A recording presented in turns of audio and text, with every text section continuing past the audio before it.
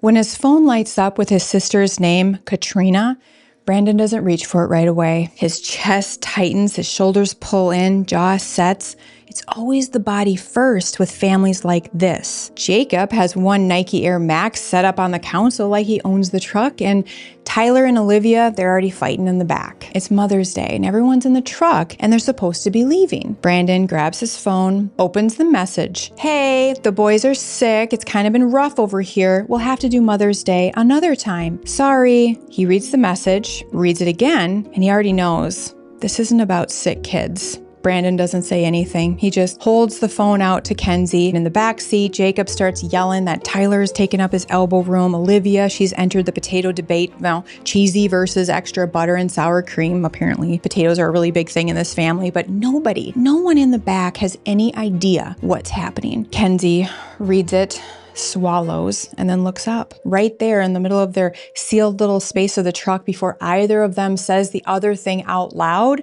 she already knows what this means. Not that Katrina's boys are sick. That's not it at all. Kids get sick. No. The point is, Katrina lives 7 minutes from Brandon's mother. Not 7 hours, 7 minutes. And she and Tommy have been there sleeping over since Friday. They do this, these little family slumber parties. No one really invites them, and apparently they don't have an end date. But if they've been there since Friday, it means that by the time Brandon and Kenzie pull out of their driveway, Katrina has already been at Ruby's house for 2 full days. Mother's Day didn't get canceled. It got rerouted and no one called to ask if they were okay with it.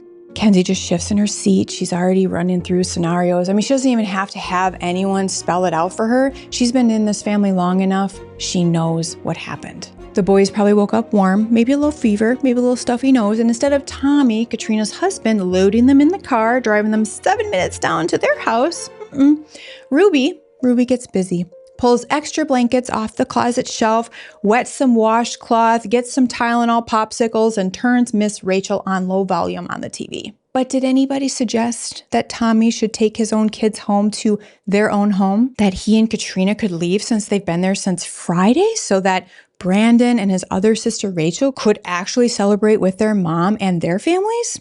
No one thought of that. Kenzie takes a breath, then another. Her face just feels hot, like it's just been sitting in direct sunlight. She looks over at Brandon and he's just wearing that look he always gets with his family. Like he's standing in 2 worlds at the same time and he can't fully live in either one. He notices her watching. He takes the phone back, drops it in the cup holder, nods once to himself mostly, and then announces change of plans. And that's it. No blow up, no explanation, no big fight. Push the truck in drive and pulls in front of the garage with the petunias meant for his mom still in Kenzie's lap. This is a story about a family everyone wanted to be a part of, about polished holidays, perfect posts, a mother who looked devoted from every angle, and the kind of closeness people envy until they stand near enough to feel the heat. This is a story about the golden curse and what happens when one child gets chosen, not for who she is, but for how perfectly she helps a parent stay standing. And if you're an OG, welcome back. Thank you so much for being here. And if you're new, hi, I'm Jess. I'm your Boundary Big Sister. And on this channel, my husband Ryan and I,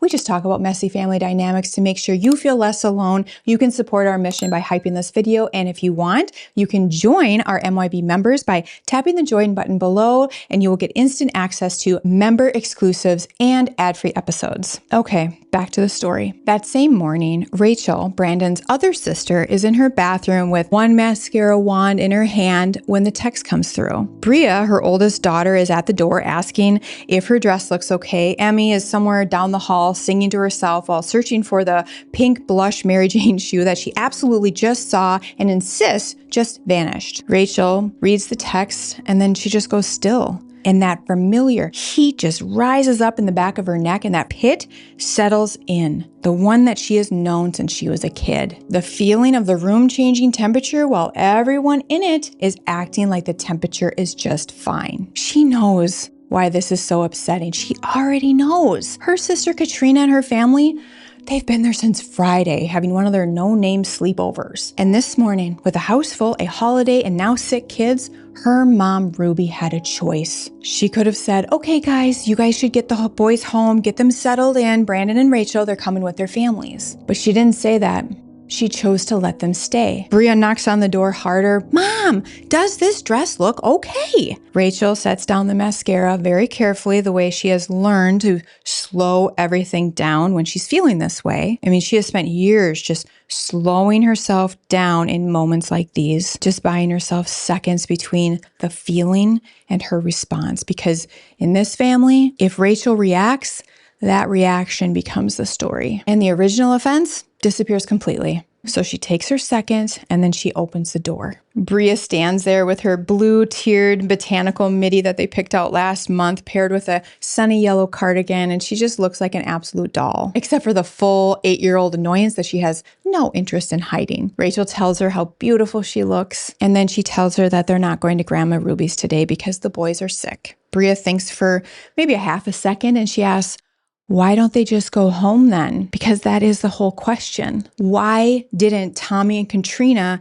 take their boys home to their own beds, to their own couch, to their own blankets, and let Ruby have a few hours with the rest of her family? The ones who are dressed, packed up, and wanted to come. No one has a clean answer for that. I mean, Rachel certainly doesn't have one to give to her 8-year-old. She just tucks a piece of hair behind Bria's ear and tells her that Grandma's going to stay with the boys today and they're going to have their very own special Mother's Day. Bria just nods. She doesn't argue, but Rachel sees it. That small, confused look that says, this doesn't seem fair. And that look stays with Rachel all day. That afternoon is salvaged the way it usually is with people like Rachel and Brandon, people who have a lifetime of practice swallowing injustices and refocusing on whoever's right in front of them. Waylon, Rachel's high school sweetheart, takes the girls for bagels. Emmy makes a card that has 6 shades of pink, spells mother right, and beautiful so wrong that it makes Rachel laugh. That's the thing about this kind of family pain. It doesn't blow off the roof. Sometimes you carry it quietly and you still laugh, you eat, and your youngest still hands you a card that opens your heart right up. But there's still a part of you underneath all of it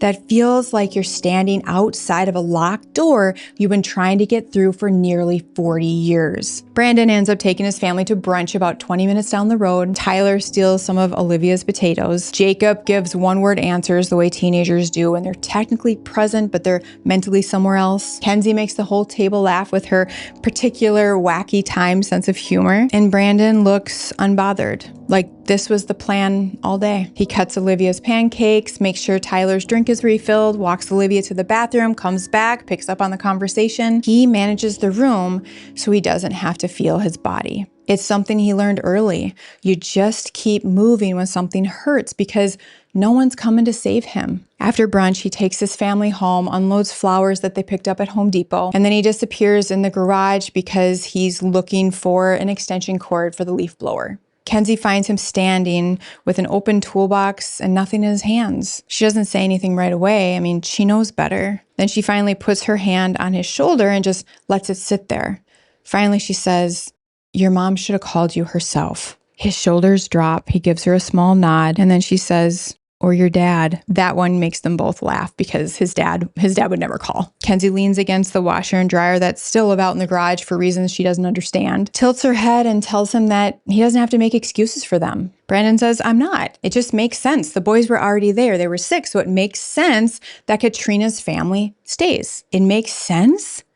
That's how this kind of stuff stays alive. That's how this kind of family dynamic keeps surviving. It teaches people inside of it how to narrate their own pain in the smallest language possible. It makes sense. It's not that big a deal. The kids were sick. We'll do something later. It's fine. And every one of them is a lie you tell yourself when the truth feels too big to touch. The hardest truth about this story is that Ruby spent Mother's Day exactly where she wanted to be. Her youngest daughter needed her. Tommy was grateful for the help. She was right where those 2 little boys needed her to be. The whole day took form without having to think too hard about it. Medicine, soup, toast cut into triangles, a purpose. Ruby didn't have to navigate Rachel's tension or soften Brandon's coldness. She didn't have to manage the undercurrent that comes with everyone in the same room. She got the easy version of motherhood on Mother's Day. By late afternoon, the boys are doing better, fevers are gone. One wants popsicles, the other wants to know where his gravedigger truck is. Tommy's in the kitchen, one hand braced on the counter, and he's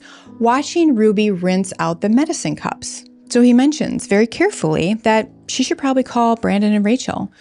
Ruby doesn't even look at him. She just says, "Oh, I'll text them later." Tommy waits, and then he pushes. And this Tommy, remember, he is the guy who stays quiet until he feels like things are crossing the line. So then he tells her, "No, I think you should call them." Ruby sets down the little medicine cup in the dish rack and lets out the faintest sigh and tells him, "I'm not up for that today." Tommy looks at her. He's not a clueless side character missing the plot. He sees more than what anyone gives him credit for. He knows something is off here. He's known it for years. And he also knows he married the child who has the most to lose if this whole thing cracks open. So Tommy does what a lot of us outsiders do in families fused like this. He pokes, he names the weirdness lightly when he can, and then he stands back. But today was a big deal. So he tries once more, asking if Ruby told Katrina to text her siblings or if Ruby texted them herself. Ruby just waves her hands like she's swooshing away a gnat and says she was in the middle of all this,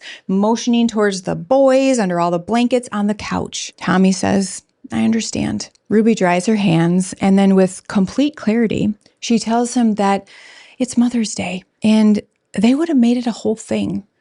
They, meaning Rachel and Brandon, her other two children, who bring a different emotional weight into the room. Tommy has nothing to say after that. I mean, what is there to say? Ruby picks up her mimosa that she's been nursing all day, looks past him into the room towards Katrina, and she tells him, "I just wanted a simple day, just one simple day." But that's not the way she's going to tell this story later. Later, she's going to say, the boys were sick. She was doing her best. It was all happening so fast. 3 days later, Rachel calls Ruby. Now remember, the waiting itself is new. The old Rachel would have called the same day with the ache still sitting high in her throat, and she would have gone straight into it. She always thought growing up that if she could just catch the injustice in the act, maybe that might make it easier for her mom to finally see the truth, but that never worked. So now this time, Rachel waits until the hurt settles. Ruby answers at Katrina's house. Of course she does. Rachel knows this before her mom even says this because of the cartoon playing in the background and the fact that little Bobby comes up and asks Grandma if it's time to go to the park behind his house. Rachel lets her mom give her the full update as if nothing's weird. Apparently Cole is doing much better. Bobby still has a little cough. Katrina's exhausted, and Tommy is, well, Tommy. Rachel, she's standing in her kitchen with one hand flat on her butcher block countertop and lets all the words just run past her. Then she tells her mom that she wants to talk about Mother's Day. There's a long pause, but Rachel knows she's still on the line because the cartoon character's in the background. Then Ruby starts with, "Oh, honey, the boys were sick. What was I supposed to do?" Rachel closes her eyes. Then she takes in a deep breath. She acknowledges that she knows that they were sick. She's not talking about that. She's talking about the choice that she made. More silence. Ruby knows better than to say something. Rachel keeps her voice even as she explains what it was like for her to have Katrina, her baby sister, cancel her Mother's Day visit for her mom on Mother's Day, knowing full well that Katrina and her family had been there since Friday. Ruby gets super defensive, says that it's not Katrina's fault, that she was just helping her out. But Rachel doesn't back down. She pushes and she says it was not Katrina's job to text us. It was yours. And yeah, Katrina's not a child anymore. She could have decided to take her family home, freeing you up to see my family and Brandon's. Ruby's tone just shifts sharply, the way people do when the truth is getting a little too close. And she continues to defend her actions, saying that she had 2 sick babies, it was a whirlwind, and sorry once again that she didn't measure up. Rachel ignores the blatant attempt to derail the conversation by letting her know that Brandon and his family were already in the truck backing out of their driveway when he got Katrina's text. More silence. And then Ruby says the one thing that Rachel will replay in her head for days. "Well, sweetie, I guess I'm just no good at being a mom. You've told me 1,000 different ways how I mess up everything. Just add this to my pile. Rachel just sits there with her mouth slightly open. Ruby didn't say, I'm sorry, you're right. No, she flipped the whole problem, making it land on Rachel. She's the monster for picking on her mom. Rachel can feel her heartbeat in her throat as she very slowly, very quietly tells her mom that all she ever wanted was fairness. Suddenly, Ruby's tone shifts, almost frantic now, telling Rachel how much she's missing Grandma Elaine after Mother's Day and all she wants is just to have a good morning without turning it into a problem. Rachel has seen this play so many times, the Ruby pivot that makes Rachel feel guilty for days after bringing something up, but not today. She lets some silence sit between them for a little bit, wraps up the call by saying she's glad the boys feel better, and hangs up.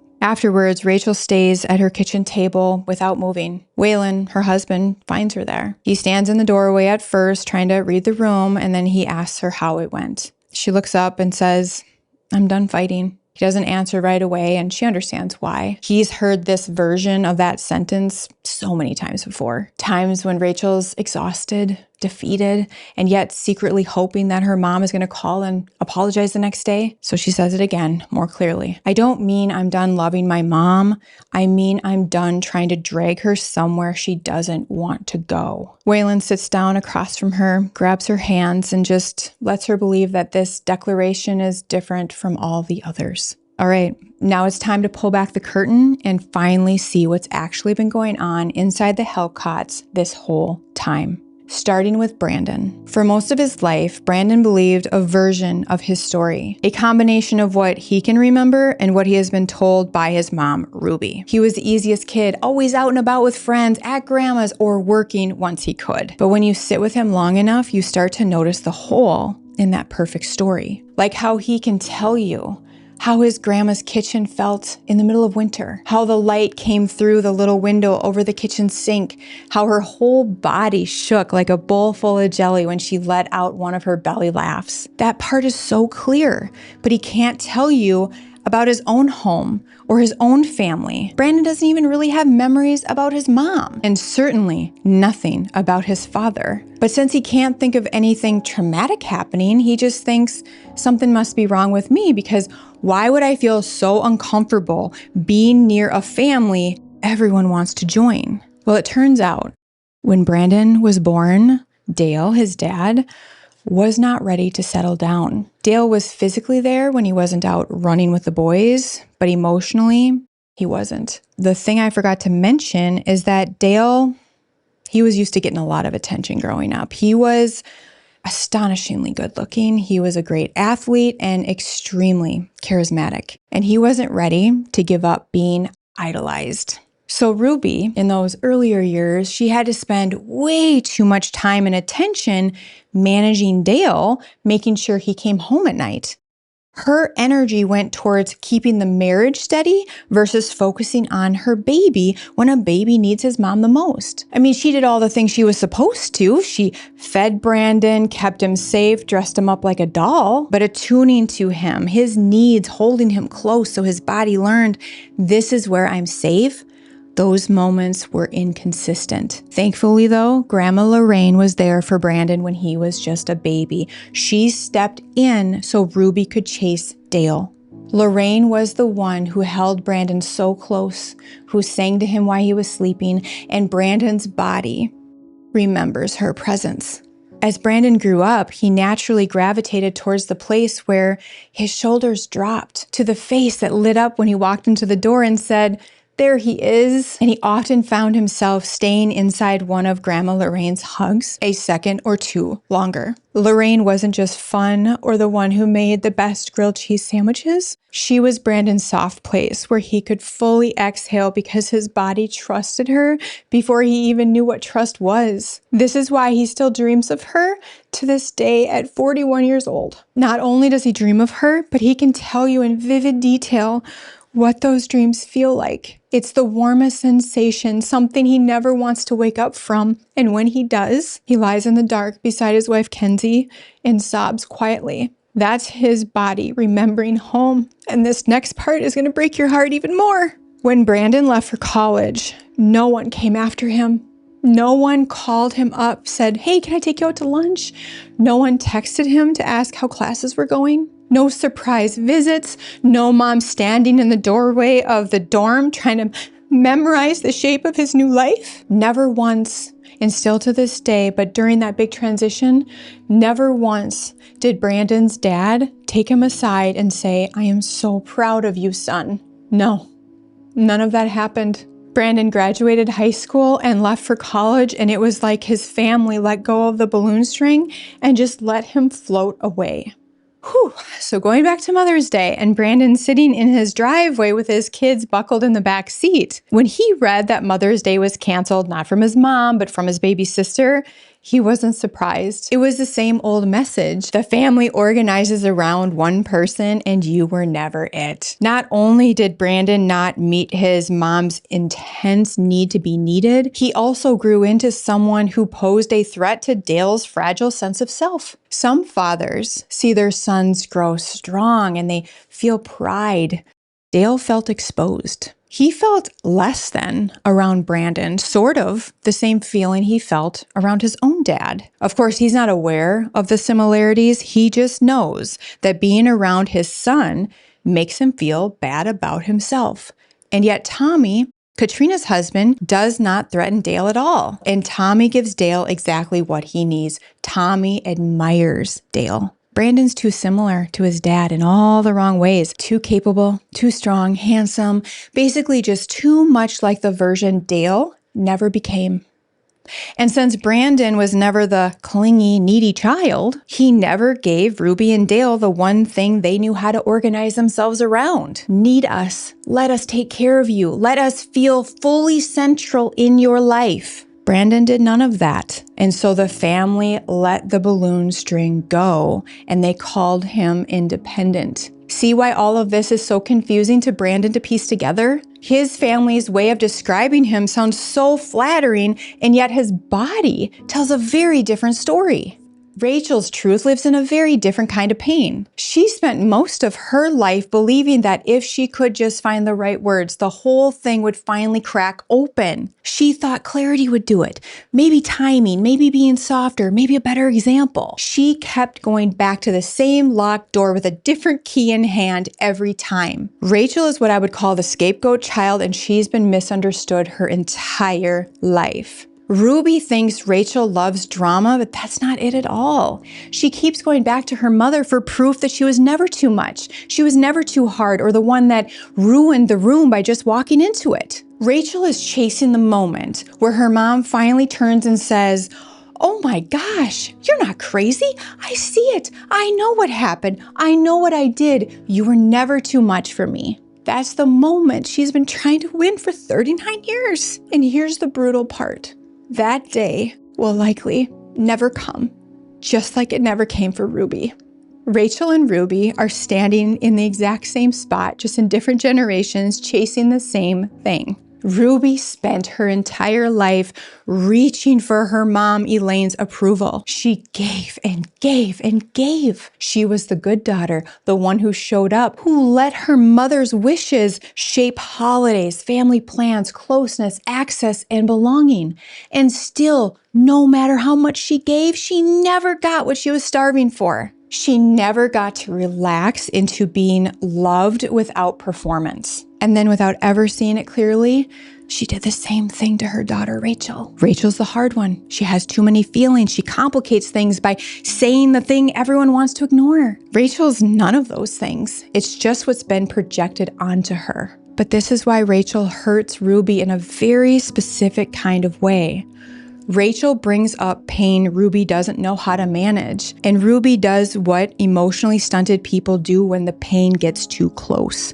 She avoids, she pulls away, she flips the script, she turns towards the easiest child, and she offers just enough warmth some of the time to keep Rachel coming back for more. Some days Ruby is so warm and available and she is the mother Rachel has been hoping for. But then that version disappears and then Rachel hopes the next call, the next boundary, the next holiday, or the next quiet conversation, finally her mom will look at her and say, I know. And this is why Mother's Day was so hard on Rachel. The text more or less confirmed that even on a day designed to make a mother pause and turn towards all of her children, Ruby still moved in the direction that felt the easiest to her.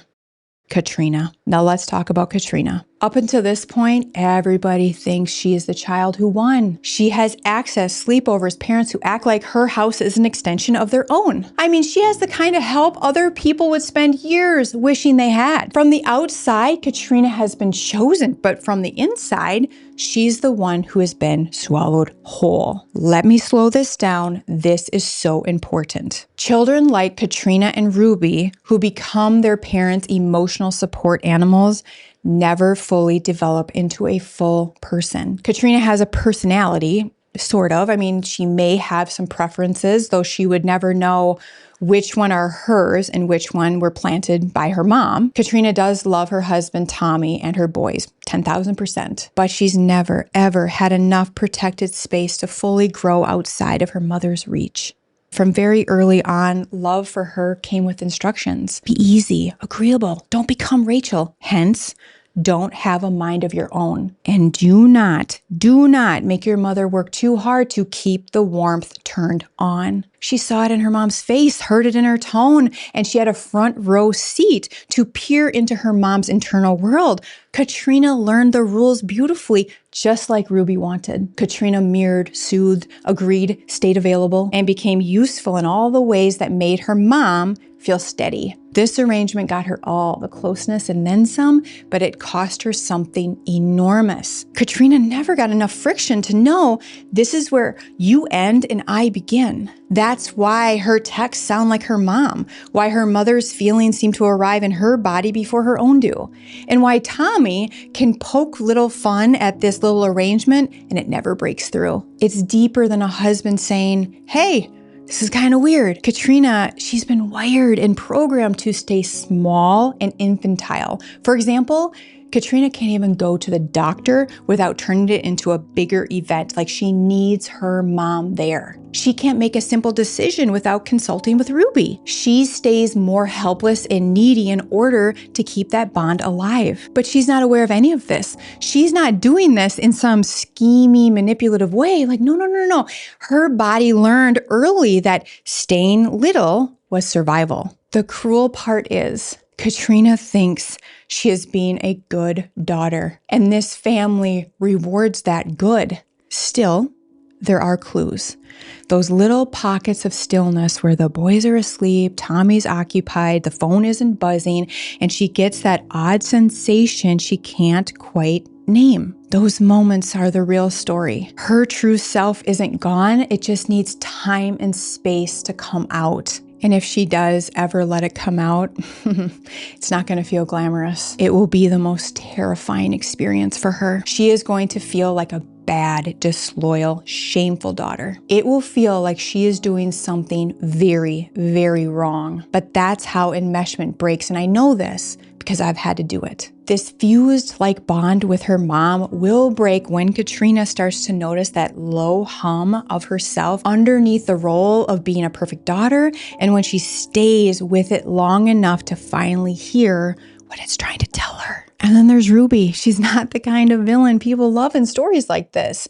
It's way more painful than that. A true villain gives you somewhere to put your anger. You can point and say, here, that's the problem. That's the person who's doing all of this. Get them. That's 100% not Ruby. She loves her children. She loves her grandchildren. I 100% wholeheartedly believe that. And I believe she hurts them in ways that she can't see. And the reason why she can't see goes all the way back to her beginning. Ruby grew up with a mother who was emotionally stunted. Elaine was forced to grow up too fast. She built her own family, and she decided what love meant. Loyalty, closeness, ownership, and sameness. And when I say ownership, I mean the kind of holiday control that says everyone is under my roof on the actual holiday and no ifs, ands, or buts about it. Otherwise, you don't love me. Elaine didn't know how to have a child and also have a child be a separate person from herself. So she let Ruby into her life in all the wrong ways. Ruby became the good daughter, the agreeable one, the child who helped manage the emotional world of her mother, and the one who helped keep the shape of the family intact. Are you seeing the pattern? We've already talked about this. Ruby, just like Katrina, didn't have the space to build a self. They were both just useful and they never took the time to ask, who the heck am I? Instead, they asked, what can I do to make you happy? All Ruby did was dedicate her life to her mom. She let Elaine own the holidays. Brandon and his sisters, they never went to Dale's side of the family, aka Grandma Lorraine's. She focused on loyalty because loyalty was one of the fewest ways for her to feel secure, which, as we discussed with Katrina, that security feels like survival when that dynamic has been programmed into the child. But still, no matter how much Ruby gave, she never fully felt like she had Elaine's approval. Not all the way. And that's the tragedy sitting underneath Ruby's entire life. She was the golden child without ever getting the rest that people imagine that comes with it. She was the good daughter, the favored one, and yet she was left still starving. This is what emotional immaturity or emotional stuntedness does. It doesn't allow you to build a self. It lets you build roles. Daughter, wife, worker, mother, host, reliable one, needed one. A kind of life that looks really, really full from the outside, but it can keep a person from ever finding out who they truly are beneath all the doing. And when the support starts falling away, when Elaine dies, retirement comes, the calendar opens up, and the role that gave shape to Ruby's day disappears, let me tell you, that kind of loss doesn't just make a person feel sad, it makes them feel exposed. So Ruby freaked out, she panicked, and she quietly moved towards the safest child. She didn't do the hard thing and go looking for a new identity. She didn't join a club, make some friends, or learn how to sit quietly with herself long enough for something new to emerge. She didn't listen to what that quiet hum inside of her was trying to say. No, that was too terrifying. So she went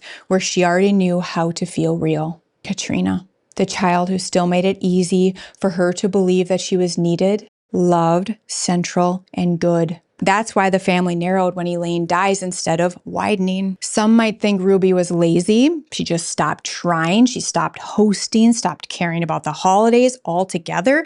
But that's not exactly it. She lost the strength to be able to perform the larger version of herself. Keeping a whole extended family orbiting takes energy and really the ability to tolerate difference, disappointment, and divided loyalties. Ruby didn't have much of that left. So the system shrank down to the one relationship that regulated her most efficiently. That's why the favoritism got so obvious and why the holidays lost their shine. Why the grandkids from the golden child became the emotional center while the others drifted to the edges, and why the woman who once wanted everybody under the same roof started almost living entirely inside a small circle. The circle is smaller and that feels safer to Ruby. So often people think if a matriarch really cared, they would keep everybody close. She would keep fighting to gather everyone forever. Sometimes that matriarch does, and sometimes she gets so tired and she chooses the easiest version of closeness instead. And Ruby, unless something interrupts this in a serious way, it's really unlikely that she's going to wake up one morning and suddenly see the whole map. She has spent 60 plus years living through roles instead of building a solid self. That creates immense rigidity. And Dale?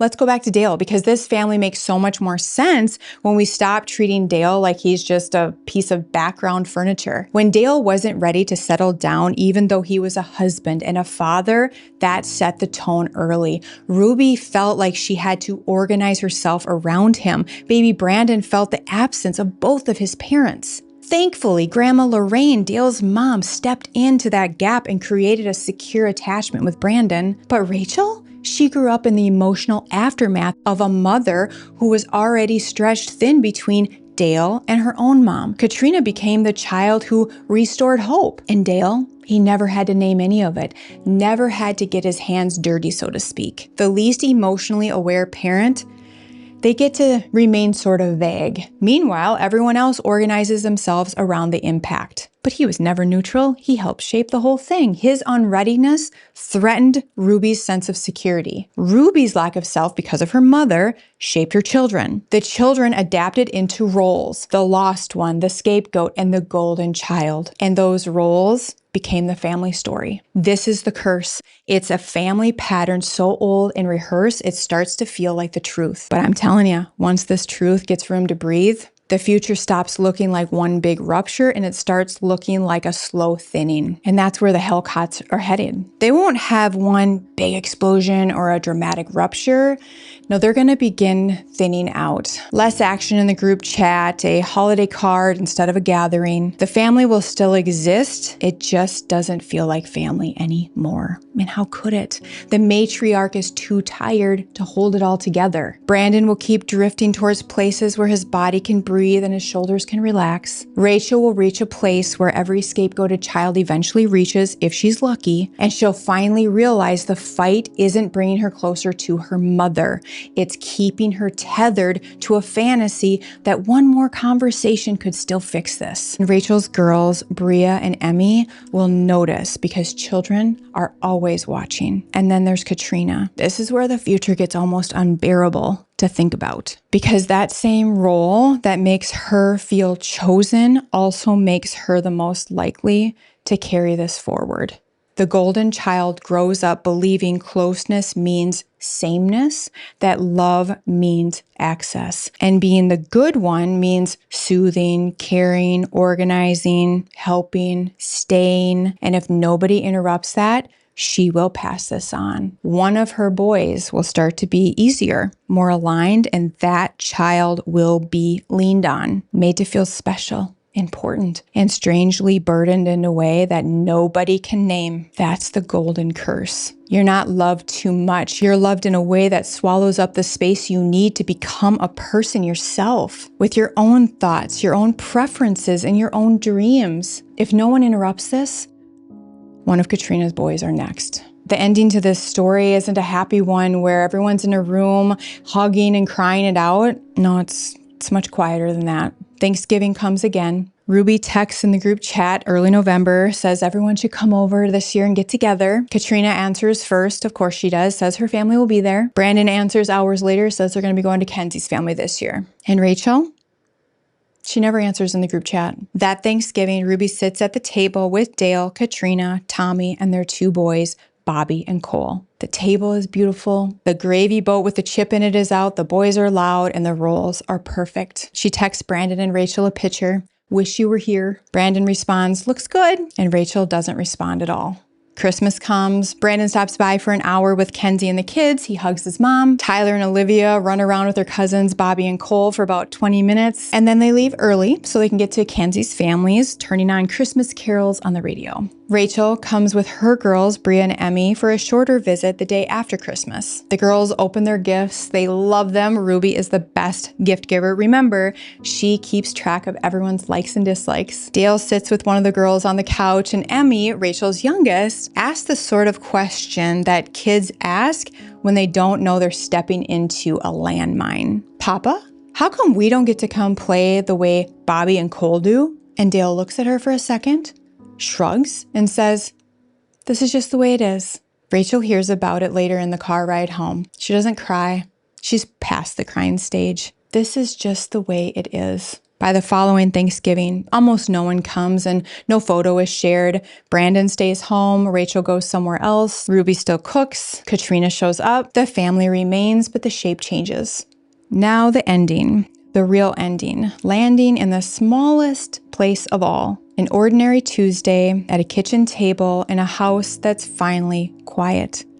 The boys are at school, Tommy's at work, Katrina's phone is face down, and outside the yard is going bare before winter. Katrina just sits there, her phone doesn't buzz, and she just continues to sit longer than she's ever allowed herself to be still, and something surfaces. It's a question she's never asked herself before. A strange feeling follows, and it's only strange because the feeling belongs to her, not her mom, not her boys, and not the role of the easy one she's been filling before she was old enough to know she had a choice. She doesn't really know what to do with this feeling, so she just sits there and feels it.